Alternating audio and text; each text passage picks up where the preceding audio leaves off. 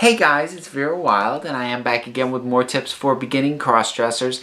This time I want to just say a couple of words about sort of going out in public, which I know for a lot of us is something that it's an idea that thrills us very deeply, but also frightens a lot of us just as much as it excites us. So I just want to say a couple of things and give a couple of general bits of advice in terms of going out in public in dress. Now, you really do want to be sure, the big thing is to find a place where it's safe for you to go out in public, because as much as I talk about, if you're confident in yourself, people won't hassle you. For the most part, that's true, but there are areas of the country and areas of any given city where it's just not safe for people like us to be just wandering around unaccompanied. And you really do need to be careful. So the first thing that you want to do is to find a safe place. And honestly, Google is going to be your best friend in that, because in most areas there's going to be a place, at least within a drivable distance, where you'll be able to go and you'll be able to be there in dress, and if not be necessarily welcome with open arms, at the very least it will be safe for you to go there and to be there and to just not get harassed or hassled. In most areas, there's usually some sort of trans event that will happen at some point. It could be anything from, drag pageants. There are LBTG support groups. There are trans groups in a lot of places. There are some places with clubs or bars that have trans nights or trans-friendly nights or things like that. So exactly what will be in your area, or within a reasonable driving distance from where you are, it could be any one of those things, or it could be something else completely. But you want to try and find something that is trans-friendly, and that is really important, that wording, because it's not, you can't just find the local gay bar and show up in a dress.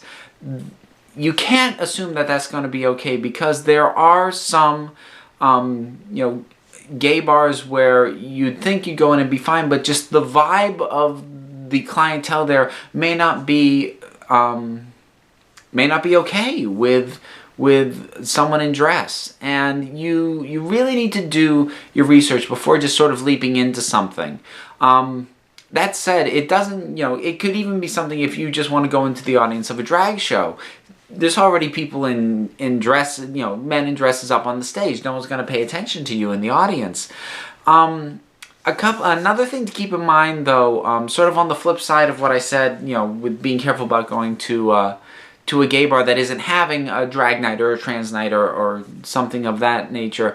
The flip side of that is if you go to a place that, a club or a bar or what have you, that does on a regular basis have a trans-friendly night, just be aware that if it's something that happens on a semi-regular basis, it's almost guaranteed that there are going to be tranny chasers there. And I know some people find that term offensive and derogatory, but I don't know what else to call them. It's just it's people, men by and large, who are there for sexual kicks. They find transgendered cross-dressers and so forth sexually attractive, and that is their interest in you. So, and that's not necessarily a bad thing, and most of them will be very polite if you tell them that you're not interested, and obviously if you are interested, that can work in your favor. But it's just something to be aware of when you go to a place that has a regular trans night. Something that's a one-off event, like a trans ball or something like that, much less likely to have people who are there looking to hook up sexually. It'll still happen on occasion, but one-off events, that's going to be a lot less likely. Regularly occurring events that are trans-friendly, you're going to be more likely to run into that. And again, that's not an inherent problem, depending on your own comfort level, but it's something that you should be aware of, and just keep in mind when you are trying to figure out where you're going to go when you go out and dress. And another thing, just quickly, is trying to figure out where you're actually going to get changed. The easiest thing, if you can manage it, is obviously to get dressed at home, get in your car, and go.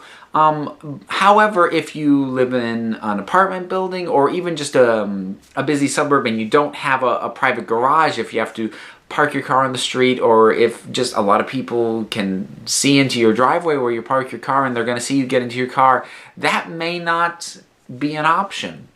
That said, most places, even that are trans friendly or that are having, dressing themed nights, aren't going to provide you with a place to get changed once you're there, or if they are, it's going to be small, cramped, and possibly crowded.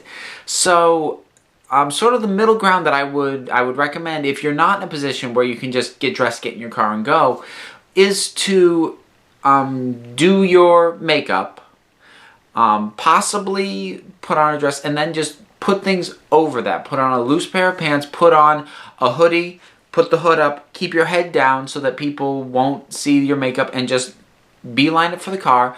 And then, once you arrive at wherever you're getting, you should be able to just, get the wig on, take the hoodie off, and you'll be pretty much done. Because what takes the most time is the makeup, and you don't want to be stuck, in a parked car doing your makeup in a rear view mirror. I've done that, and first of all, it's it's difficult and it's not fun, and secondly, you're actually rather exposed doing that.